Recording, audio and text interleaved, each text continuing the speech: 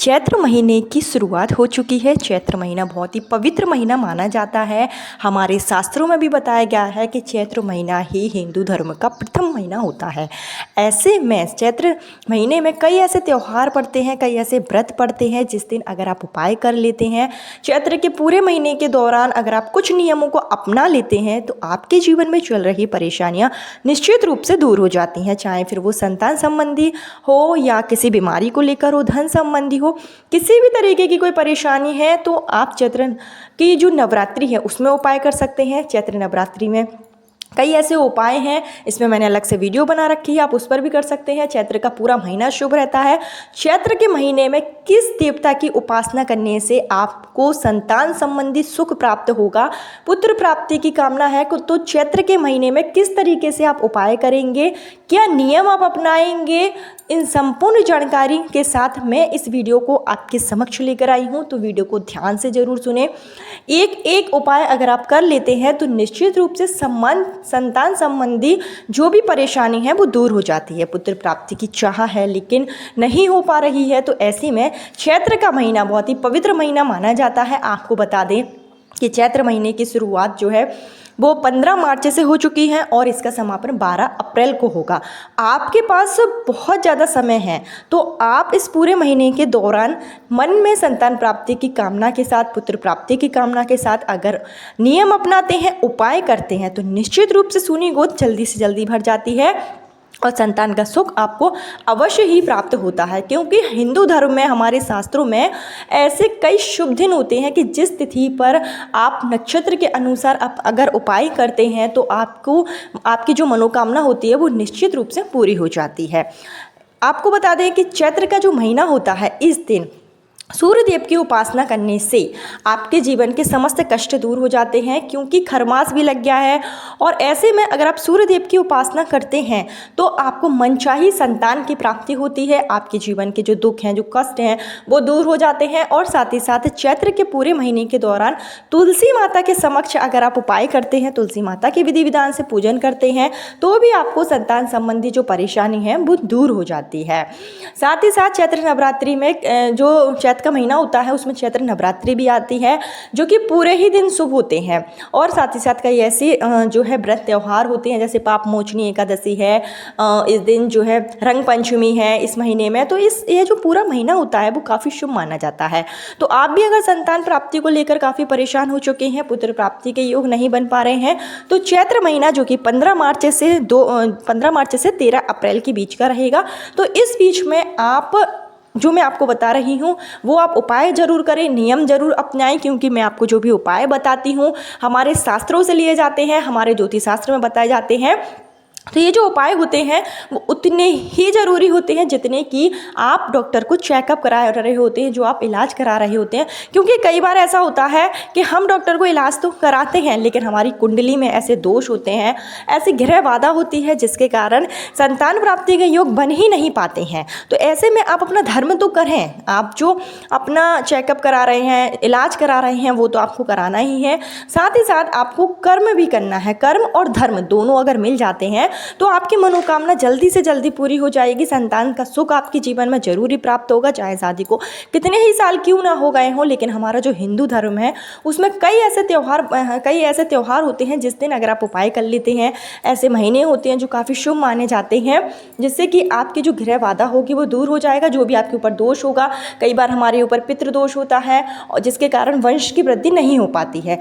अगर हमारे ऊपर पितरों का आशीर्वाद नहीं है तो हम चाहे कोई भी कार्य कर लें, कोई भी उपाय कर लें, हमारी मनोकामना पूरी नहीं होगी, क्योंकि यह दोष सबसे बड़ा दोष माना जाता है। तो चैत्र महीने के दौरान आप पितृदोष से मुक्ति पाने के लिए भी कई उपाय कर सकते हैं जो मैं आपको इस वीडियो में बताऊंगी।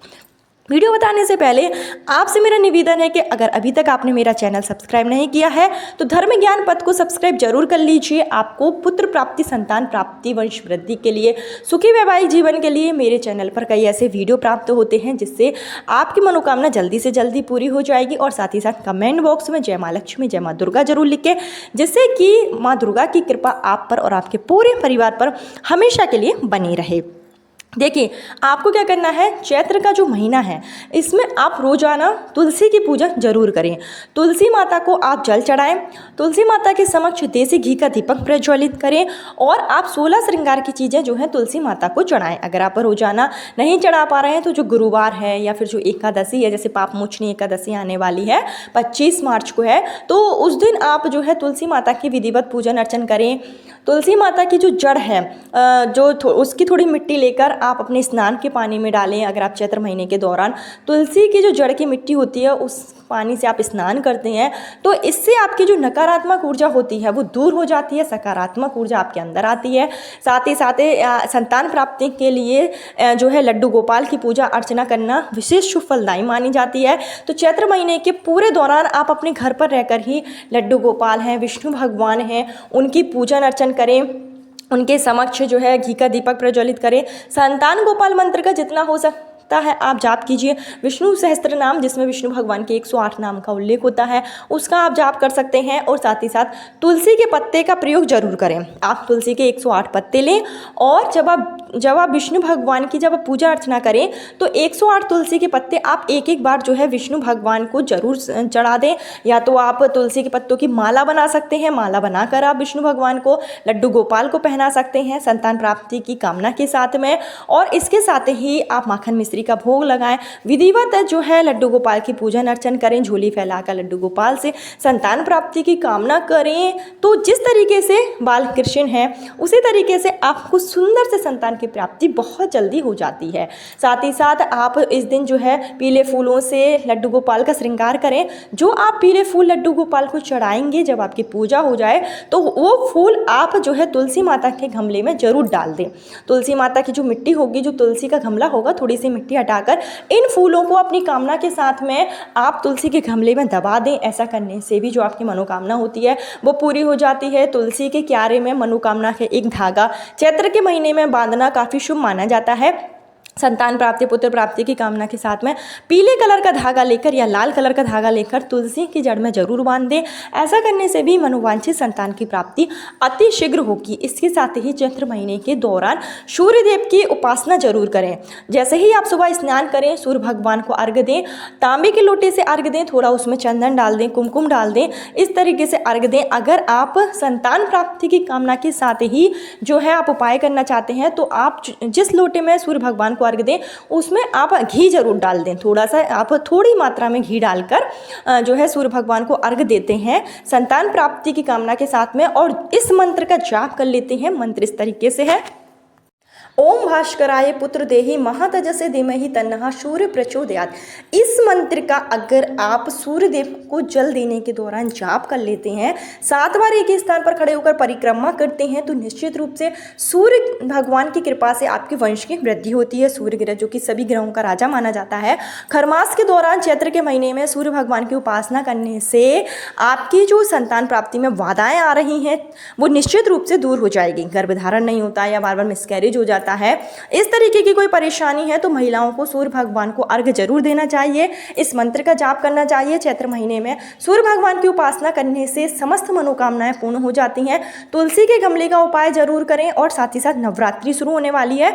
चैत्र की नवरात्रि के सारे ही दिन शुभ रहते हैं, तो चैत्र की नवरात्रि पे मैंने अलग से भी वीडियो बनाया है, उसको आप जरूर देख लें। संतान प्राप्ति के लिए चैत्र नवरात्रि के दौरान कन्या पूजन जरूर करें। एक नारियल, पति पत्नी दोनों जूट वाला एक नारियल लें और नवरात्रि के दौरान किसी भी दिन रात्रि में उस नारियल को पीले कलर के कपड़े में लपेटकर माँ दुर्गा के, माँ भगवती के मंदिर में जाकर अगर पति पत्नी दोनों हाथ लगाकर उस नारियल को माँ दुर्गा के चरणों में समर्पित कर देते हैं संतान प्राप्ति, पुत्र प्राप्ति की कामना के साथ में दुर्गा सप्तशती का पाठ अगर आप कर पाएँ तो जरूर कीजिए। नहीं तो दुर्गा सप्तशती में हर अध्याय में जो है कामना के साथ में अलग अलग पाठ दिए होते हैं। संतान प्राप्ति की कामना के साथ में आप दुर्गा सप्तशती का पाठ कर सकते हैं, दुर्गा चालीसा का पाठ कर सकते हैं या दुर्गा माता का जो भी मंत्र आपको आता है, ओम दुर्गाय नमः, इस मंत्र का जाप कर सकते हैं। माँ भगवती से झोली फैलाकर आप प्रार्थना करेंगे तो चैत्र नवरात्रि में आपकी मनोकामना निश्चित रूप से पूरी होगी। जो नारियल आपने माता दुर्गा के मंदिर में चढ़ाया है उसको आप 9 दिनों तक ऐसे ही चढ़ा रहने दें। 10वीं तिथि पर आप इस नारियल को अपने बेडरूम में रख लें जहाँ आप सोते हैं।